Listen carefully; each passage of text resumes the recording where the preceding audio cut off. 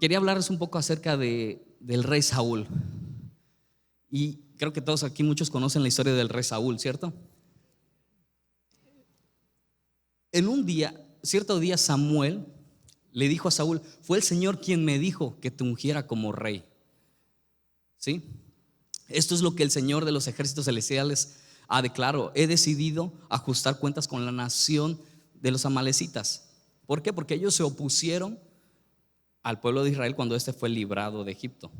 ¿Sí? Entonces le dijo a Saúl: extermina a todos los amalecitas, dales cuello, hombres, mujeres, niños, recién nacidos,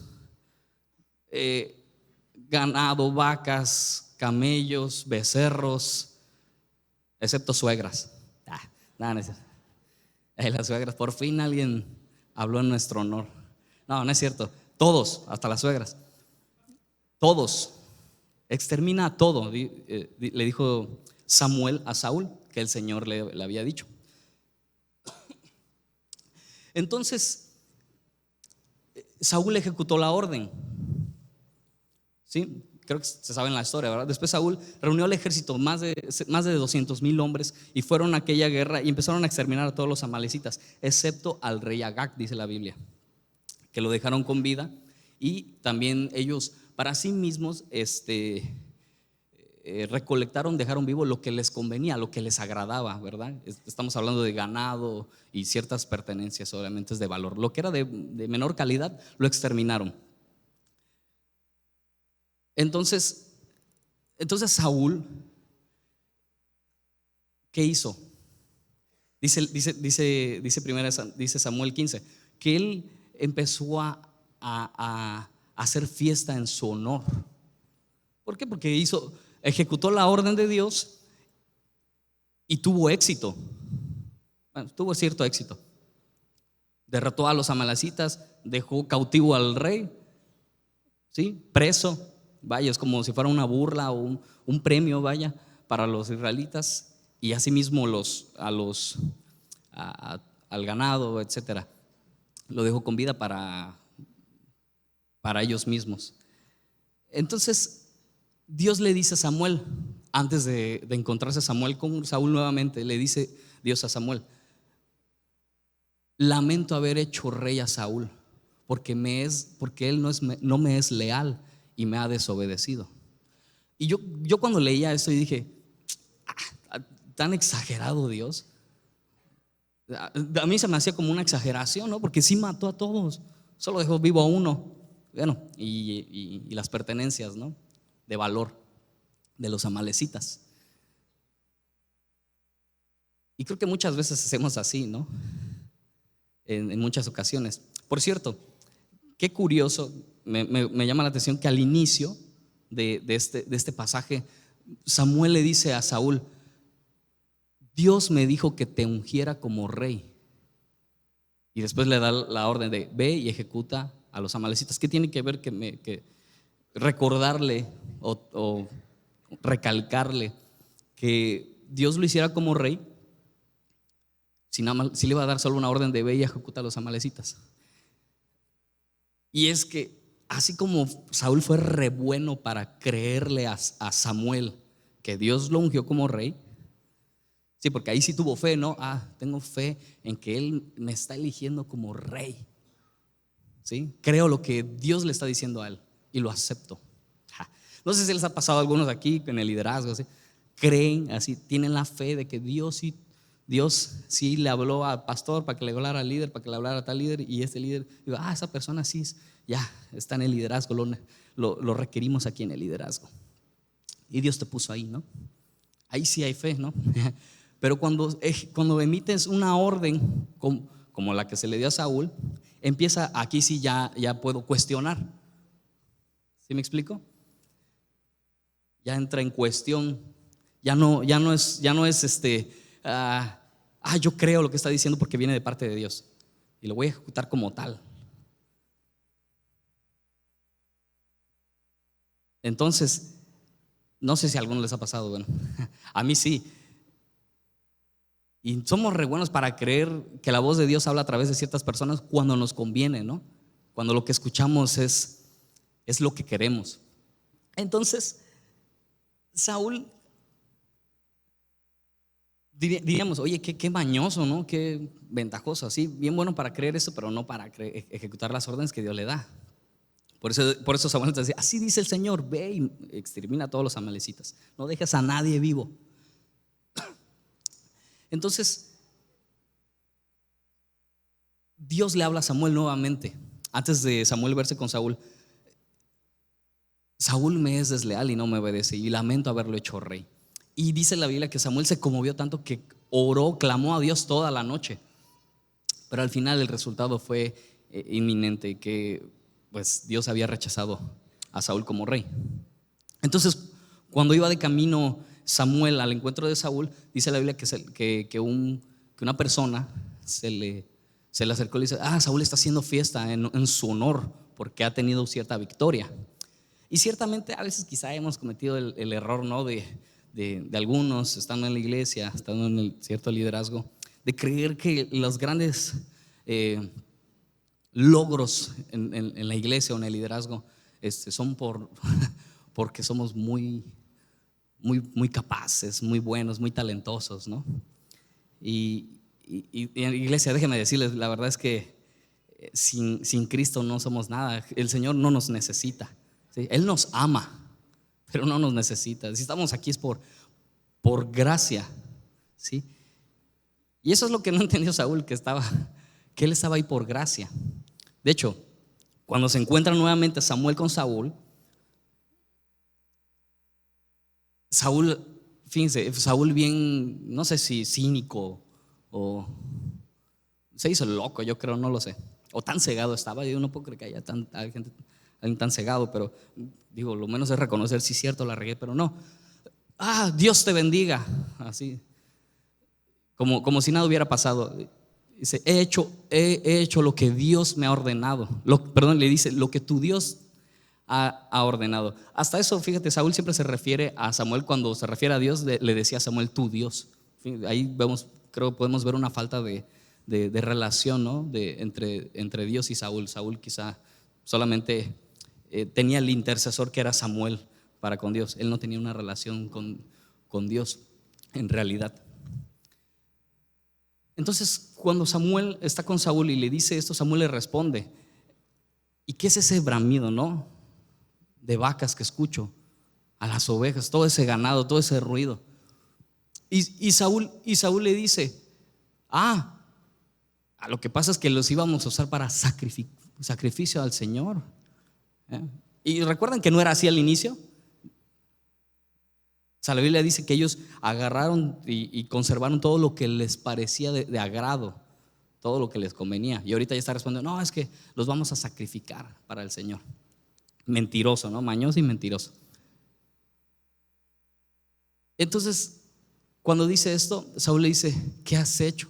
Le dice: basta.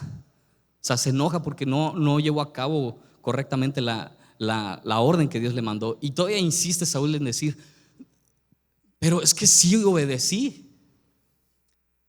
Y lo que podemos ver aquí es que el orgullo de Saúl le cegaba lo que él estaba haciendo, ¿sí? Y era que no estaba emitiendo la orden correctamente que Dios le había dado. Entonces Samuel le dice: basta. Y Saúl le responde: pues que tuve miedo de estos hombres. Algo que he aprendido, diría mi tío Dante: tenle temor a Dios y no le vas a temer a nada. Témela al hombre y le temerás a todo. Y esto le pasó a Saúl: no, es que les tuve miedo porque ellos querían el botín, pero lo vamos a sacrificar a Dios. Entonces Saúl le dice: ¿qué es mejor? Esto creo que lo hemos escuchado muchos: la grasa de los carneros o la obediencia, los muchos sacrificios o obedecer. Y es donde le dices, y es aquí donde me nació este nombre, porque Samuel le dice a Saúl: es mejor la obediencia que la grasa de los carneros, porque como rebeldía La rebeldía es equivalente, es estimada como hechicería para Dios. Y digo, ustedes saben aquí que el término brujo o brujería tiene que ver con hechicería, adivinación, etcétera, ¿no? Bien, entonces si la rebeldía es estimada como hechicería para Dios, quiere decir que quizá muchos, bueno, por lo menos yo he cometido brujería delante de Dios, ¿sí? Y miren que la brujería es algo que está valorada o catalogada para Dios como algo abominable, algo de asco. Cuando la Biblia se refiere como abominación, se refiere a asco. Es algo con lo que Dios no tolera, ¿sí? Así que, a ver, vamos a la pregunta: ¿cuántos brujos hay aquí? Bueno, yo creo que he estado a la par con un brujo o alguien pagano al ser rebelde. Si tú no, pues está bien, ya, a lo mejor eres más perfecto, pero bueno, yo me he sentido identificado. Y entonces yo decía, ay, ¿por qué? Porque has escuchado, creo, la frase David conforme al corazón de Dios, ¿cierto? Y eso siempre me ha calado la cabeza. Yo, ¿qué? ¿Cómo? ¿Por qué? Pero ¿por qué era conforme al corazón de Dios? ¿Y cómo identificarte con David? Porque era un hombre pues admirable que está en las Escrituras. Sin embargo, si lees un poquito, te das cuenta, creo que por lo menos yo me di cuenta que me identifico más con Saúl, tristemente, ¿no? Pues sí, es la verdad, tristemente, o nos identificamos más con Saúl. ¿Por qué? Porque dice la Biblia, te sentías poca cosa y aún así te ungí como rey. No te hice rey de Israel. Y ciertamente cuando dice esto, entendemos que muchos llegamos a los pies de Cristo y a veces no nos sentimos dignos, ¿no? O nos sentimos poca cosa. No lo voy a lograr, no soy capaz. Y yo, no, Señor, por favor, yo estoy así chiquitito. Y nos acomplejamos. Y la verdad solo estamos revelando la condición de nuestro corazón, de que cuando nos den cierto liderazgo o cierta autoridad dentro de la iglesia o en cualquier puesto, dentro o fuera de la iglesia, empieza ese yo que se jacta de lo que, es que estoy aquí por mi capacidad, porque me eligieron, porque yo soy muy bueno. Y créeme que ahí estás pareciendo más a Saúl que a David. Si te ha pasado, ¿no? Yo creo que no a muchos de aquí no les pasa, pero creo que a mí me ha pasado que quizá no como tal, pero sí me ha pasado que me emiten una orden y digo, esto no es correcto, porque no es así, porque está en contra de las Escrituras, el pastor está mal, porque no es así, pero bueno, lo voy a hacer porque soy obediente. Esa es una rebeldía pasiva. Después de decirle que la rebeldía es estimada como hechicería, todavía añade Samuel, y el no prestar atención es equivalente a adorar ídolos. Sí, mira, la verdad, si somos honestos, creo que vemos el caso de Saúl, y si no estuviera esta enseñanza diríamos, ese Saúl sí fue obediente, pues exterminó a todos y nada más se quedó con el botín y todo lo ofreció en sacrificio. Buen rey.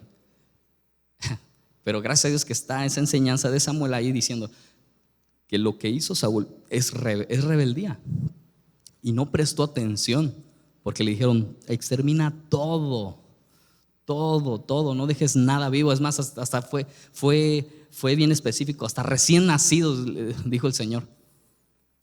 Y no, Saúl hizo lo que se le dio la gana. Aquí ya nadie ha hecho lo que se le da la gana, ¿verdad? Bueno, no sé por qué se ríen. Entonces, quizá hemos pecado también de idólatras, no solo de hechiceros, sino de idólatras delante de Dios. Y uno se pregunta, ¿por qué en la iglesia hay tanta maldición? ¿Por qué hay tanta desgracia? ¿Por qué hay tanto chisme? ¿Por qué hay tanta lujuria? ¿Por qué hay tanta maldad dentro de la iglesia? Bueno, y también resuelves que Jesucristo dijo, pues vine a los enfermos y no a los sanos, y la iglesia está a lo peor de la sociedad, ¿verdad? Digo, sin ofender a nadie, estoy hablando de mí. Empiezo por mí, ¿sí? Yo siempre digo, las piedras que pudieran sentir que si las estoy lanzando para mí, ¿sí? Son pedradas para mí. Ya el que le quedó el saco, pues que se lo ponga, ¿no? Si no, pues no. Entonces, quizás sí hemos pecado de idólatras y de hechiceros, ¿no? Y uno dirás, ¿cómo? ¿Por qué? Pues a veces no prestas atención a la orden que se te da. Y no solo eso, a veces idolatramos a cierta persona. En este caso, Saúl idolatraba a alguien y era a Samuel. Porque cuando alguien se vuelve intercesor o entre tú y Dios, ¿sí? O una barrera entre tú y Dios, esa persona o ese algo, lo que sea, se vuelve un ídolo para ti. Puede ser tu líder, puede ser el pastor, puede ser uno de la alabanza, puede ser tu papá, puede ser tu mamá, puede ser tus hijos. Todo aquello que ocupa el primer lugar en tu vida va a ser un ídolo. Porque el primer lugar en tu vida debe estar ocupado por Dios, ¿sí? No por nadie más. Entonces, creo que muchos hemos pecado de idólatras, ¿cierto? Y de hechiceros. Entonces vamos a romper con esa maldición, ¿no? Vamos a romper con eso. Porque el Señor nos ha llamado a obediencia. Y me encanta lo que dice Isaías 1:11. ¿Qué les hace pensar que yo deseo sus sacrificios? Dice el Señor, estoy harto de sus ofrendas quemadas de carneros y de la grasa del ganado engordado. No me agrada la sangre de los toros ni de los corderos, ni de las cabras.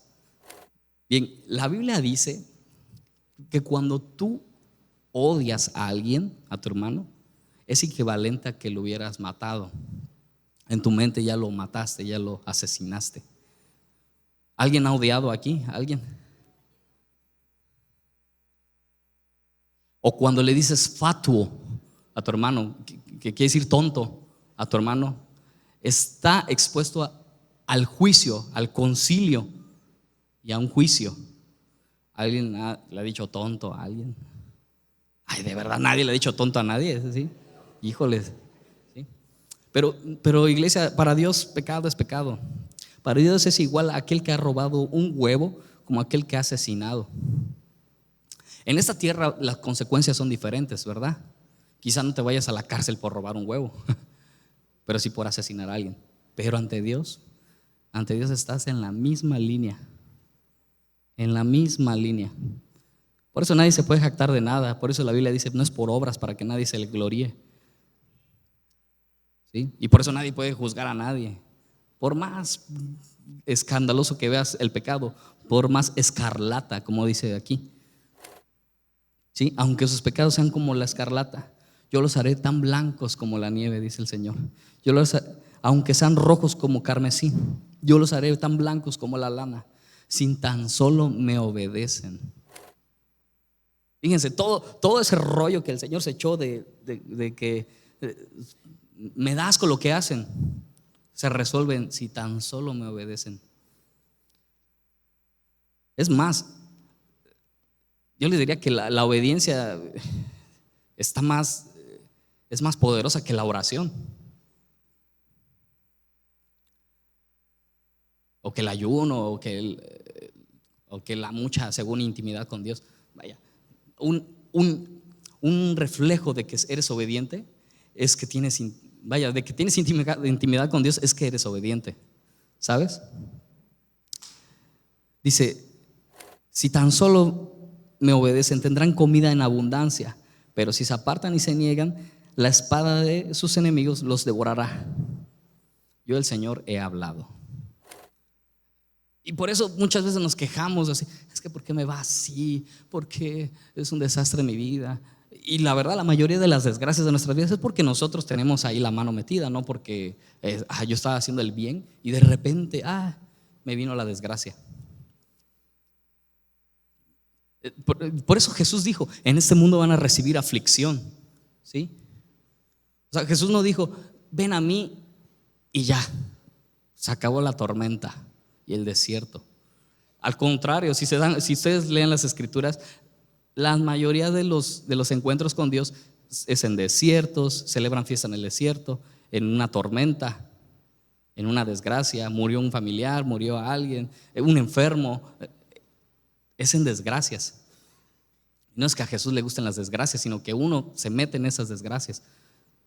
Pero ahí está Jesús para salvarnos, ¿sí? En medio de la tormenta. Pero es importante ver cara a cara a Jesús, ¿sí? En medio de la tormenta. Es importante hacer los cimientos sobre la roca y no sobre la arena. Y muchas veces ese es nuestro error, que la rebeldía es como construir la casa sobre la arena. Viene la tormenta y se va a deshacer todo eso. Pero la obediencia a Cristo es como construir la casa sobre la roca. Viene tormenta, vienen huracanes y no le va a pasar nada, ¿sí? Jesús prometió que iba a haber tormentas, aflicciones. Amén. Amén. Y una historia más está en, si no recuerdo bien, a ver, está creo que en Mateo. ¿Se acuerdan del centurión romano? En una ocasión un centurión romano se le acerca a Jesús y le dice: Señor, por favor sana a mi siervo porque él está en cama, paralítico y con muchos dolores. Y Jesús le dijo: yo iré a sanarlo. Y el centurión le dijo: no soy digno de que entres a mi casa. Fíjense, es una persona que está consciente de su humanidad, ¿no? Indigno de la presencia de Dios, sin embargo, ahí puedo estar porque Él es bueno.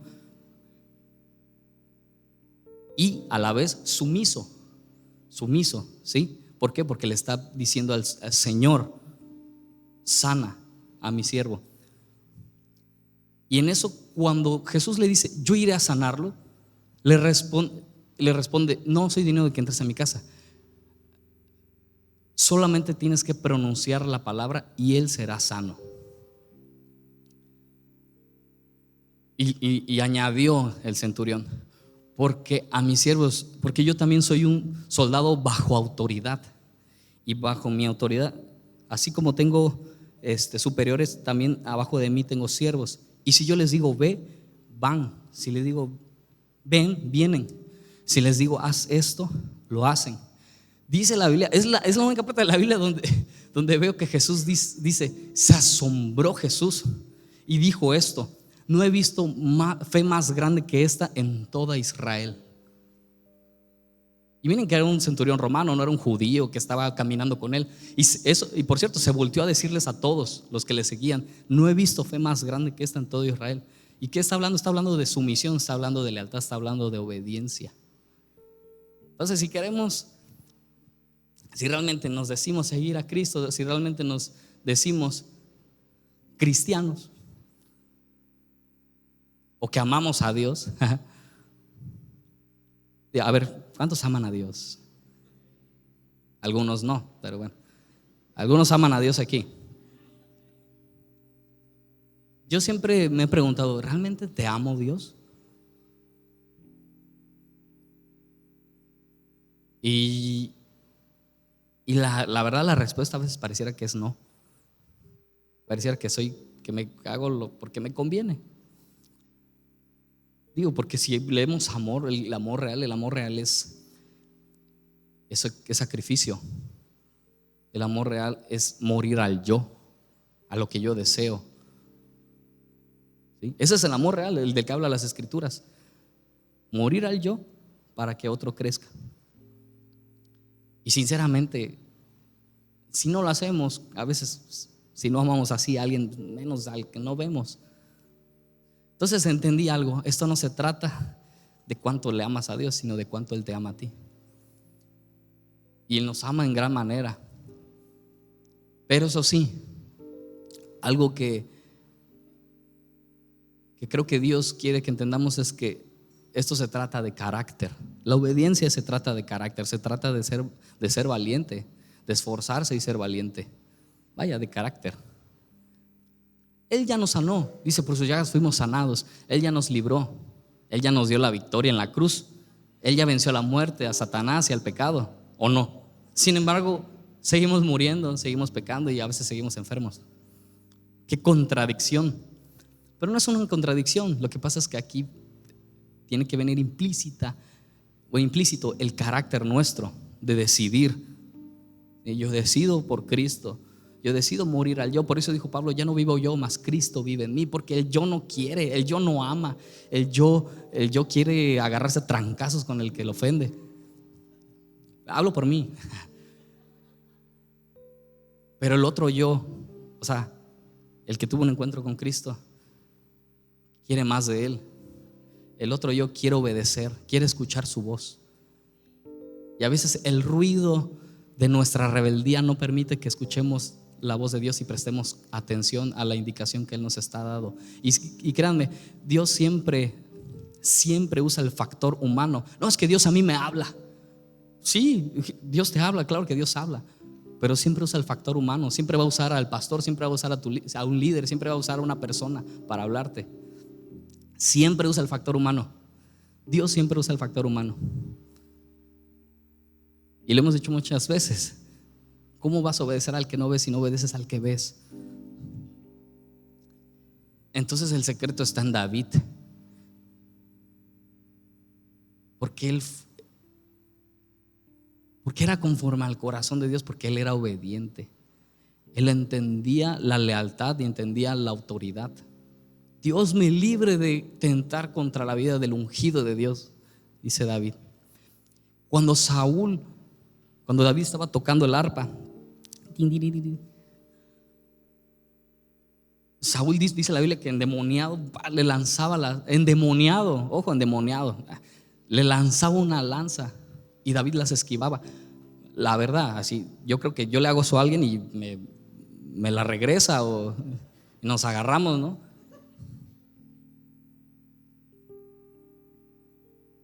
Y es increíble, para mí David era un genio, porque cómo comprendía estas cosas. Y era un joven, comprendía este nivel de obediencia, de sumisión y de autoridad. Entonces las esquivaba y le volvían a lanzar y la volvía a esquivar, y él seguía adorando, seguía tocando. ¿Por qué? Porque él estaba consciente y él estaba claro en su posición, en su identidad, que era un hijo de Dios. Él no lo tenía que reconocer nadie, no le tenían que decir: vas a ser líder de la red, vas a ser pastor, apóstol, profeta. Me encanta que en la Biblia esos nombramientos no son obsoletos.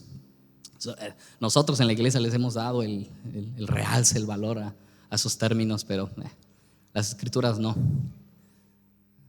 Vaya, porque somos, como dice Pablo, yo, Rowan, me siento una basura, soy una basura sin Cristo.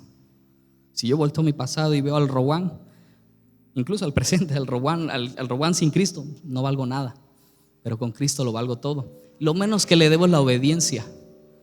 Lo menos que debo es obediencia a Cristo. Es lo menos que le debemos es obediencia. Claro, eso sin mencionar que viene implícito una serie de grandes bendiciones cuando tú eres obediente. Cuando tú eres obediente viene una serie así de bendiciones. Viene la tormenta, viene el huracán, viene el desierto, vienen las bendiciones. Dice: aderezas mesas delante de mis enemigos. Oye, pues si estamos en el mismo mundo hostil, depravado. Incluso nosotros mismos somos hostiles y a veces depravados, pero el Señor es, cuando tú entiendes, esto lo hemos dicho así: cuando pecas para abajo, es diferente pecar para abajo que pecar para arriba. Saúl pecó para arriba, fue desobediente a una orden directa de Dios. David nunca desobedeció a Dios ni a Samuel. Sin embargo, pecó más que Saúl. Tú lees a Saúl, Saúl no hizo así al lado de David. Sin embargo, él siempre fue obediente a la voz de Dios. ¿Por qué fue obediente a la voz de Dios? Porque tenía intimidad con Dios. Saúl nunca tuvo intimidad con Dios.